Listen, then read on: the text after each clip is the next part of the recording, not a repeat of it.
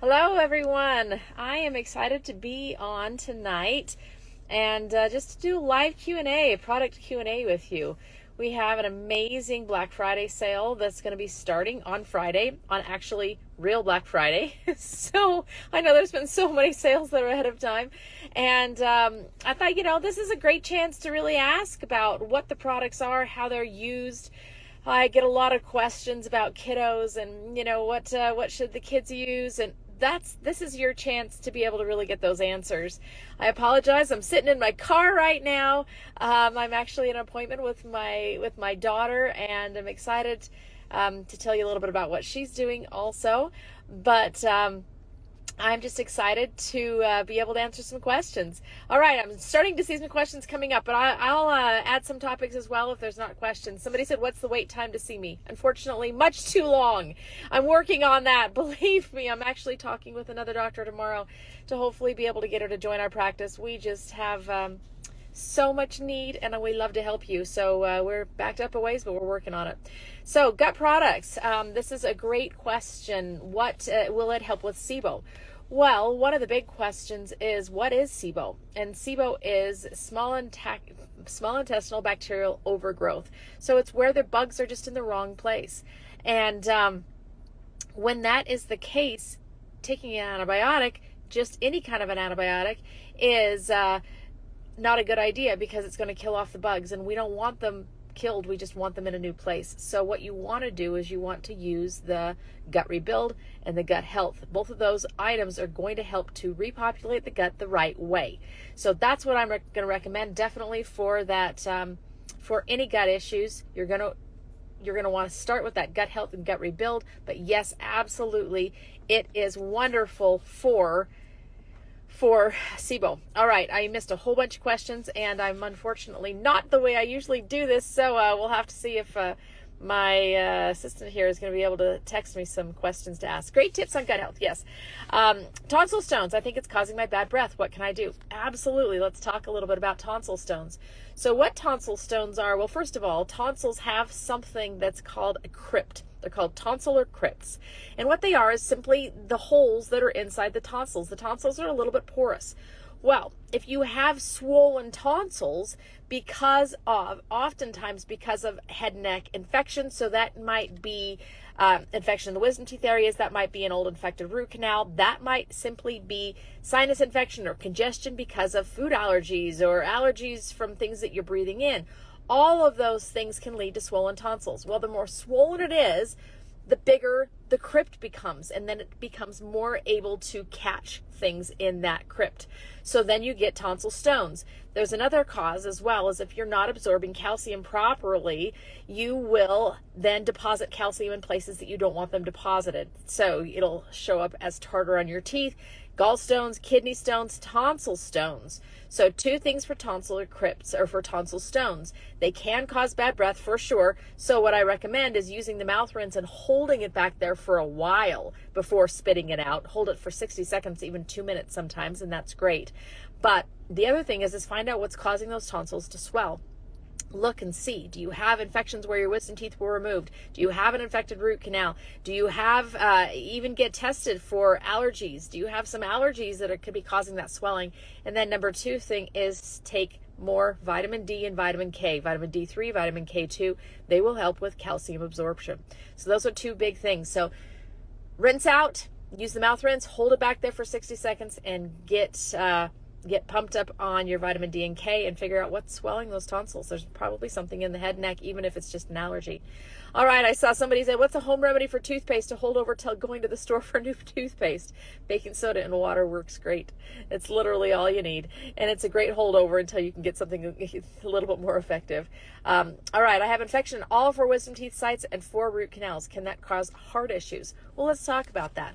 It's interesting. There was a American Heart Association recommendation for years that if anybody had a joint replacement done, so that's a knee, a hip, a shoulder, whatever joints are being replaced, that they were to be on antibiotics before a dental appointment for many years. At first it was indefinitely. Why? Well, the bugs that are in the mouth particularly like the heart. there's something called endocarditis that you can get, which is an infection of the heart, and it comes from bugs in the mouth. So bugs in the mouth have a particularly affinity for the heart, which means you need to be very, very careful with bacteria in the mouth, because it can absolutely contribute to and lead to heart disease. There was a real seminal study that showed they actually biopsied the clots that killed people. So people who had died from a heart attack, they took the clot and they biopsied it, and they wanted to find out what was in this clot. And they found that over 70% of those clots had mouth-specific bacteria in them. That means that mouth-specific bacteria were a contributor to that fatal heart attack. So absolutely, infection in your mouth will contribute to heart disease, 100%. All right, let's see. We'll get another. Is the metal detox pointless if you still have amalgam fillings? That's a really good question, actually. I just filmed this morning all about mercury fillings. So amalgam fillings are going to release mercury in a low level all the time, and it is a very low parts per million that's going to be released on a daily basis. However, any mercury isn't good for your system. So could a metal detox help you detox from other metals, environmental metals, things that are being released on a daily basis from those mercury fillings? Absolutely, it can. Now, is it going to get everything out, and are you going to still get mercury load? Yes, because you're still going to be getting mercury in your system. But perhaps it's enough for now to hold you over until you can get those fillings out safely. So go ahead and start working on some metal detoxing. For me, I think in the world we live in today, we almost need to do it on an ongoing basis, at least to a certain level, ongoing basis. All right, let's see if we have some other things. What is usually your treatment plan for TMJ? My jaw's locked. Basically, it hurts like crazy.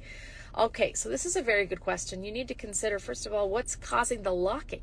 So when somebody says I have a locked jaw, the way the jaw works is there's a ball and a socket with a piece of cartilage in between those two surfaces. So it's very similar to a knee. People talk all the time about the cartilage in the knee and, oh no, I lost cartilage, I'm down bone to bone.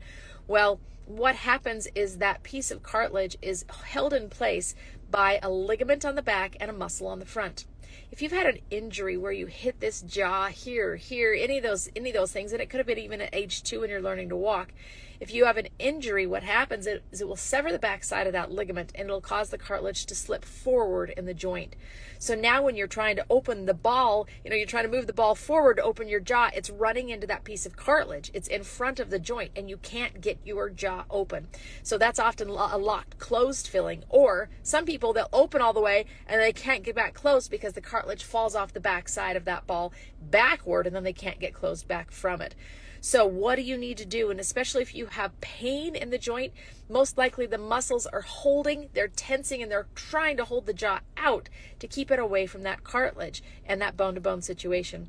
So what needs to happen? Usually we need to build an appliance that keeps this joint slightly apart and allows relief in this joint, allows the muscle relief.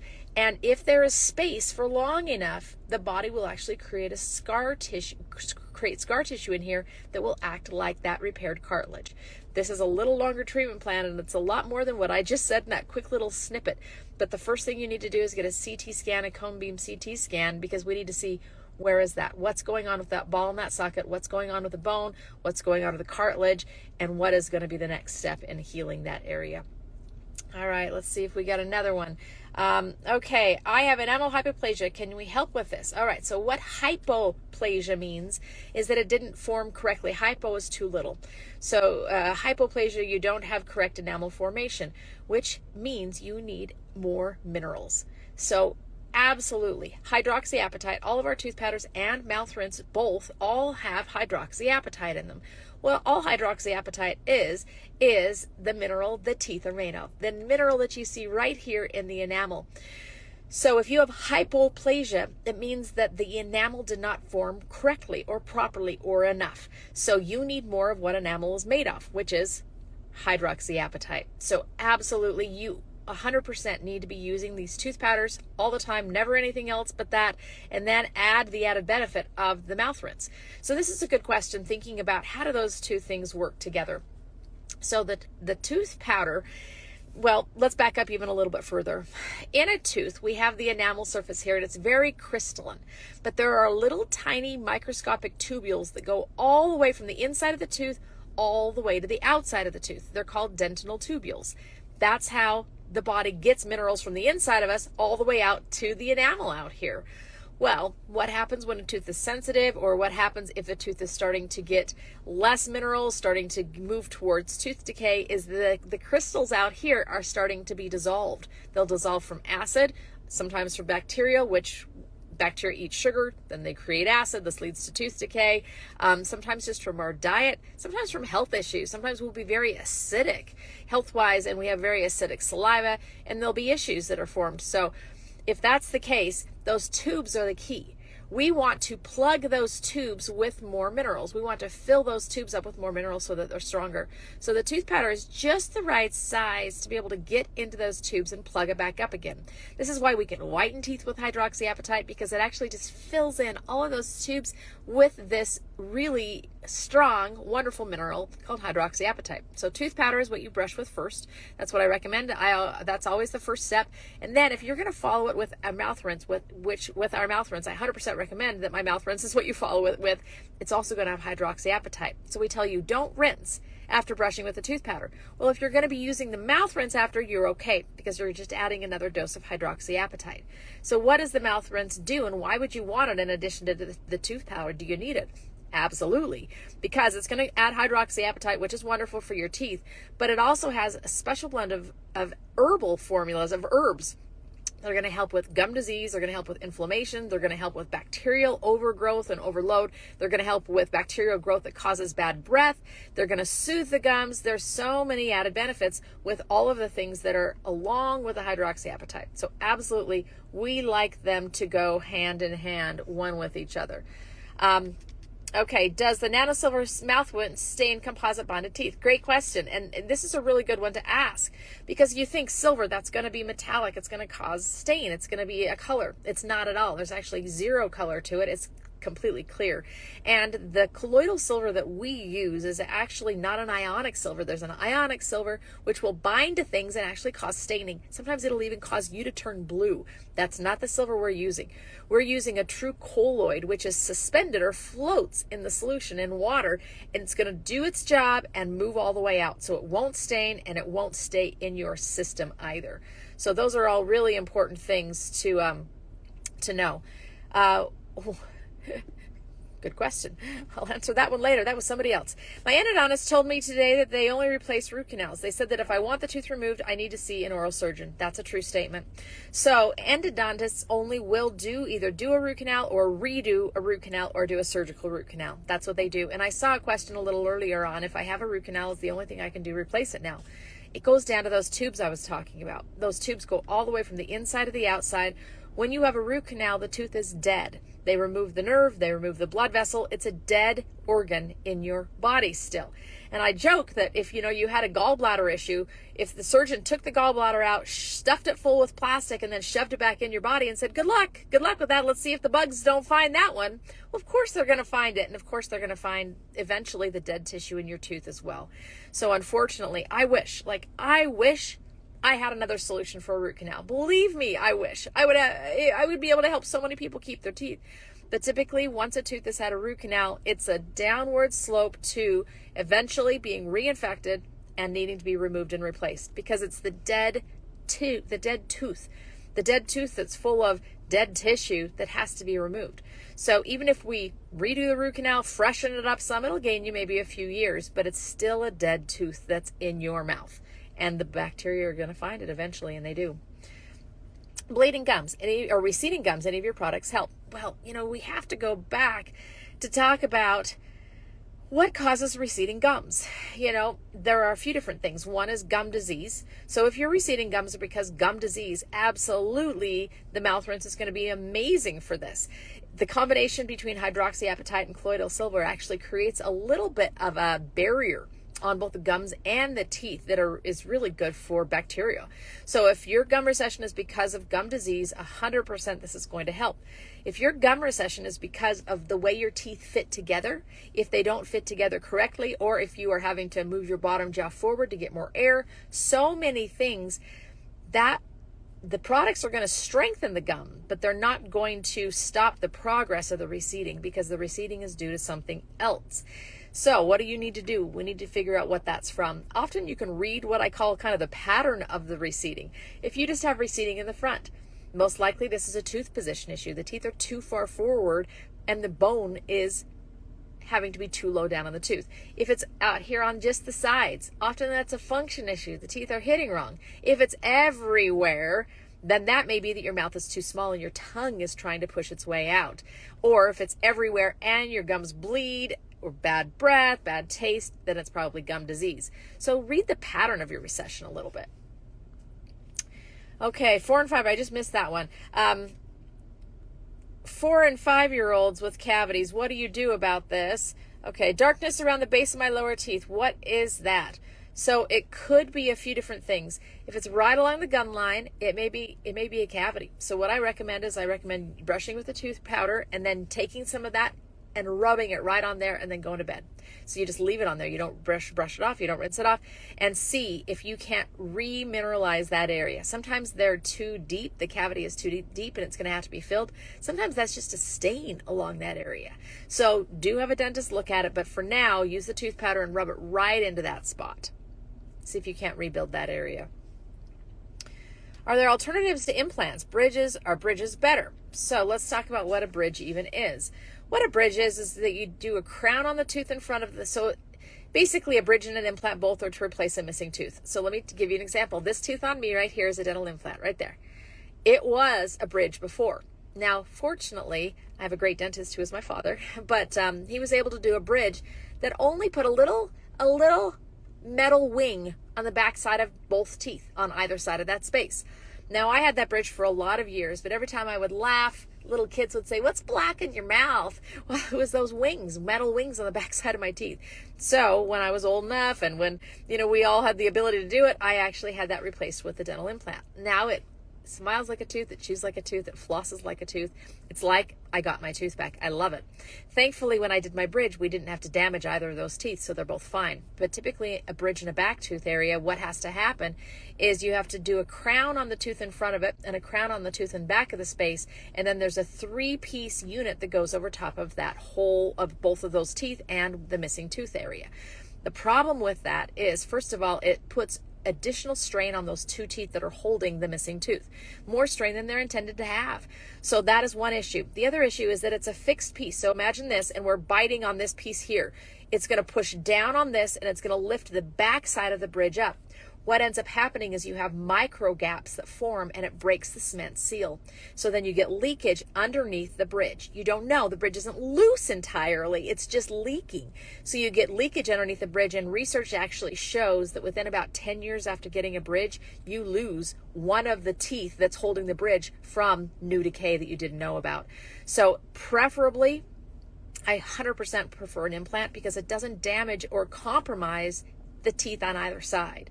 It just replaces the one that's missing. And we only do ceramic dental implants in our practice for many reasons. That's a whole other talk all on its own. Why we, in fact, we'll have to do a live on that one. But there are good alternatives for dental implants as well. And there's reasons that we do ceramic for sure. But those are the concerns with bridges.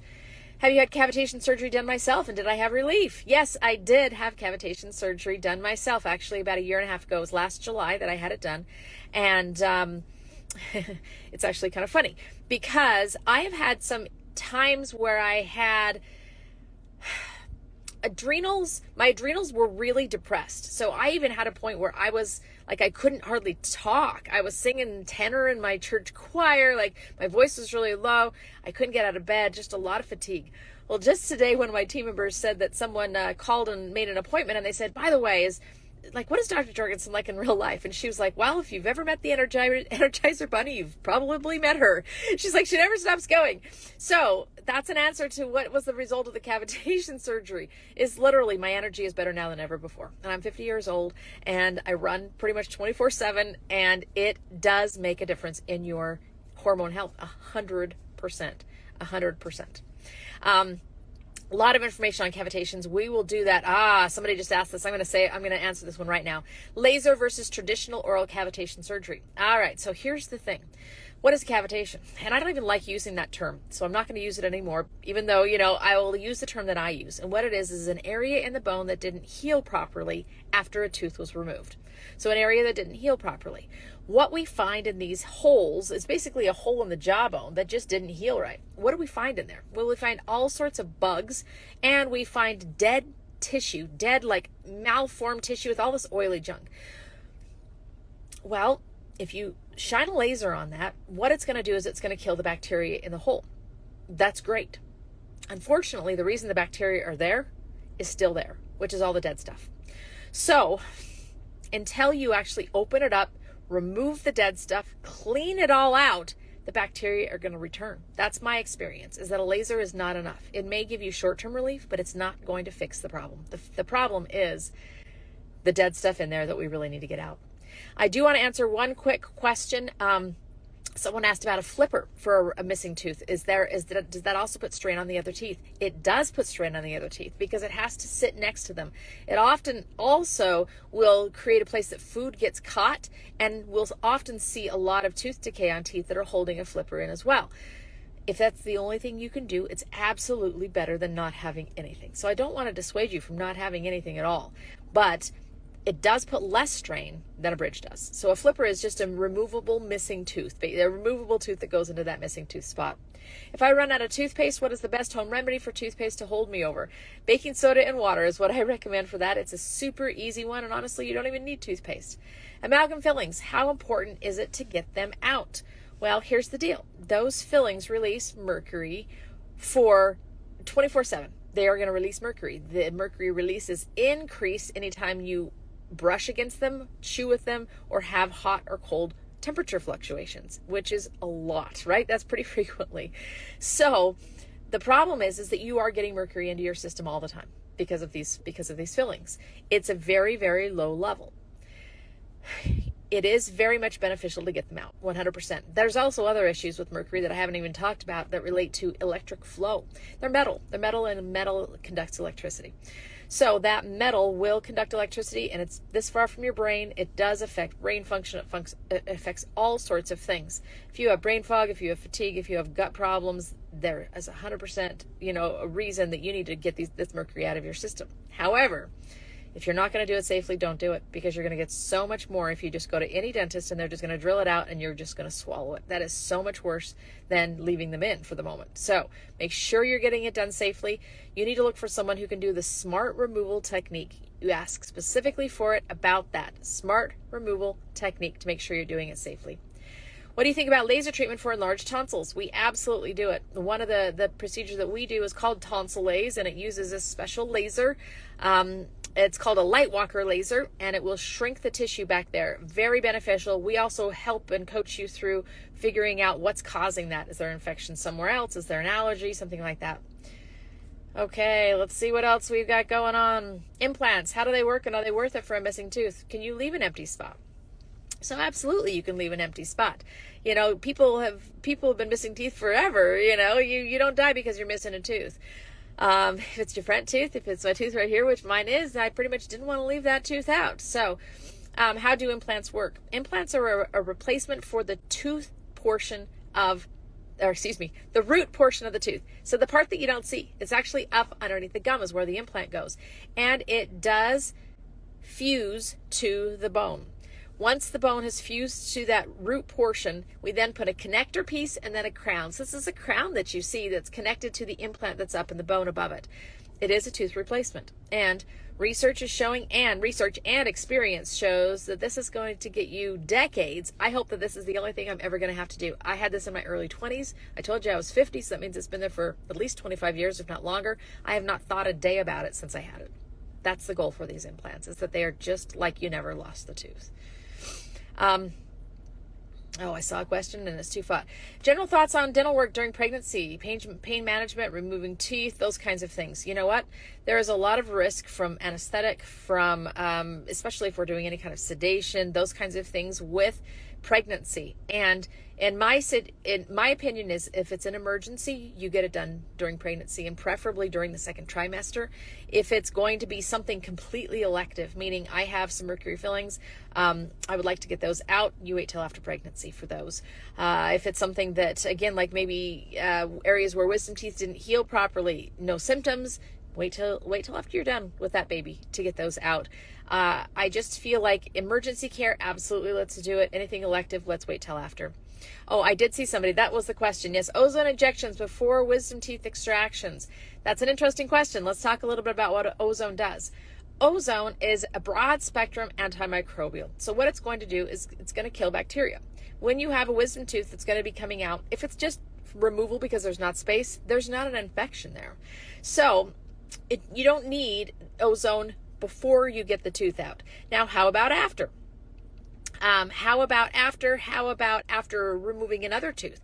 Well, again, just a regular old wisdom tooth isn't infected. Ozone is nice because we can try to keep that area bacteria free and clean. However, after removing a root canal tooth, that is essential that we do ozone, because the bacteria that are in here, we can only get to so many of them. We don't go, poking around when there's nerves and sinuses and things around here. So ozone will go far beyond where our instruments can reach. And that's so crucial. So absolutely, if you have anything infected in your mouth, you need to do ozone. And what it is it's just a broad spectrum antimicrobial. It just kills whatever bug's in there. So it doesn't matter. We don't even need to know the bug. It's going to kill them all, which is amazing. How much do CT scans cost? Great question.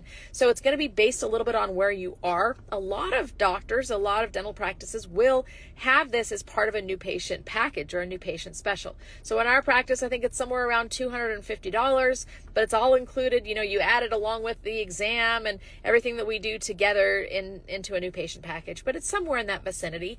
And it is honestly, it's the best $250, $300 that you could ever spend when it comes to dental health, because you're going to know what's going on in your mouth.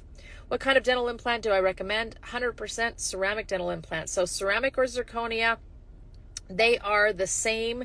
They are the same material. It's just different words for the same thing. That's what you're going to look for. Well, the just ingredients remineralization tooth powder. By the way, that's our tooth powder too. But yes, that tooth powder help if you get multiple cavities. I can't see the rest of this question. I think it says multiple cavities during pregnancy. You are going to want to use that the entire time during pregnancy and postpartum as well, because pregnancy is a time that has a high demand for minerals. You are also going to want to use my whole remineralization kit. So the tooth powder, the mouth rinse, but also the vitamin D and K and the tooth and bone formula, because during pregnancy you have a high demand for minerals in the system. Also during nursing. Basically, somebody takes precedence over you, and that's the baby. So you don't have enough to keep both of you healthy if you don't have enough. So we're going to supercharge you with minerals, both through the mouth, the tooth powder and the mouth rinse, and through the body with the vitamin D and the tooth and bone formula, so that you have enough for you and for baby. Ways to clean retainers. A great way to do that is just some Dawn dish detergent and a toothbrush, an old toothbrush. Just scrub it really well and then put a little bit of colloidal silver on that, and it'll kill everything else. Cone beam CT scan radiation, what effect does it have on thyroid cancer? So it's interesting. In the olden days, x-rays were really dangerous because everything was done, there was nothing digital, and everything was much higher radiation than it is now today. So now today, everything is very low radiation with our digital scans. We can do ultra low dose radiation as well, which is wonderful. So there is more concern with not detecting infection in your mouth, and not detecting infection where wisdom teeth came out that will affect your thyroid, not detecting infection that'll throw off your immune system and lead to cancer, all kinds of things like that. That is a bigger risk in my mind than radiation, than the problem from the radiation. We also give you what are called tocotrienols, which is a vitamin E. We're going to give that to you after because it counteracts the radiation. So there's ways to get around the radiation. There's not ways to get around having a CT scan, because that is something you need. Are there long-term health impacts if you had a dry socket after having wisdom teeth removed? Oh, 100%. If you had a dry socket, I guarantee you have an area that did not heal properly after that tooth was removed. So you need to go get a CT scan. Most likely you need to get that cleaned out. Those areas will affect your heart, your gut, and your endocrine system. So it's going to be thyroid, adrenals, and sex hormones. So estrogen, progesterone, testosterone. If you have issues with any of those things, go have your wisdom teeth areas checked. 100%. That is an enormous thing. What is the best and safest at-home whitening? The best is the whitening tooth powder. Honestly, it's hydroxyapatite. It's going to remove stain and build teeth, which makes them whiter. And if that doesn't work, then we actually recommend a dentist administered peroxide whitening material, and it's the best. I've heard that each tooth is related to a part of the body. How does that affect our body to lose a tooth? That's a great question. How do implants affect the lymphatic system? So every tooth is on something called a meridian, which is a connection or electrical connection with the rest of the body or with an organ system in the body.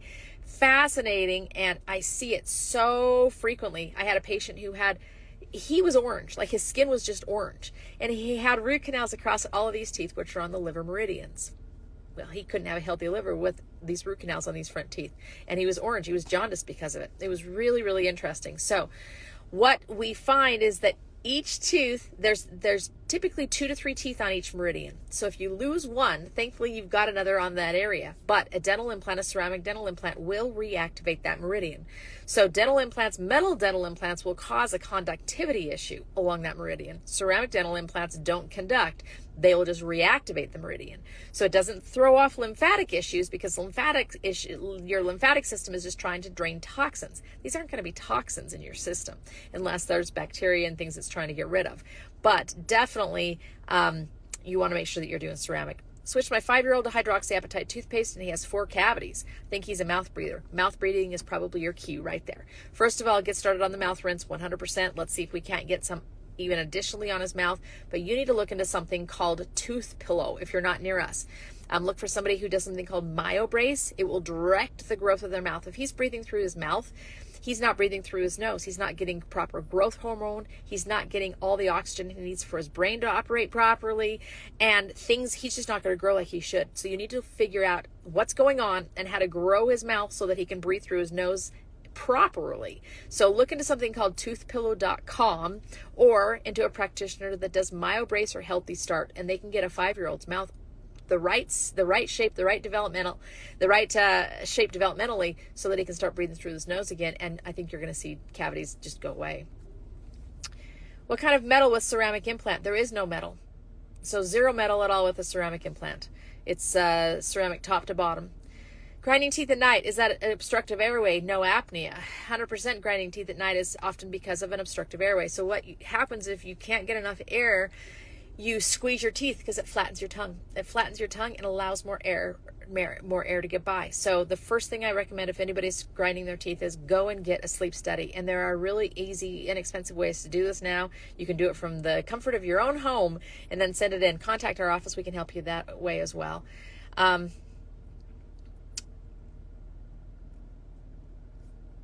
Let's see if we have any other questions. I'm going to wrap this up. I got to get my daughter from her appointment.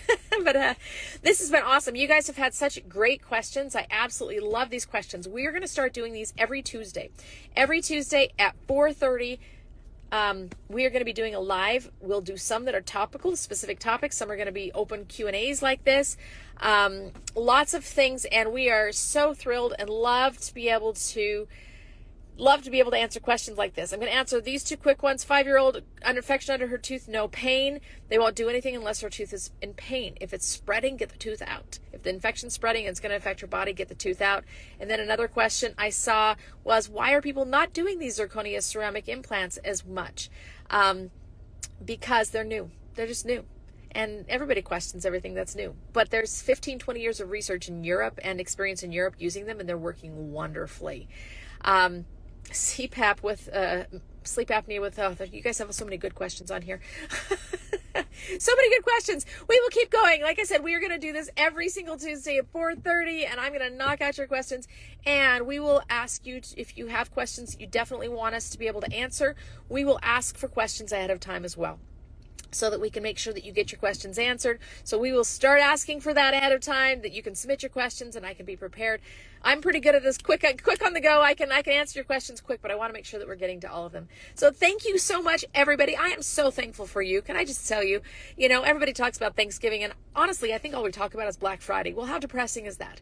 We skip right over Thanksgiving before we even celebrate it. Well, I'm going to celebrate Thanksgiving, and you are all part of what I'm thankful for, because I'm thankful that I can share. I'm thankful that you listen, that you care what I have to say. Thank you so much. Thank you so much for caring about yourself and your health and your family and everyone around you, because that's what I care about. I love to help you, and I just love to share. And if there are things that you would like me to share more about, please let me know. I just want to be here for you. I'm just here for you. So everyone have a fabulous Thanksgiving day, and we will see you next Tuesday at 4:30, but I'll be on here lots before then as well. Thank you all.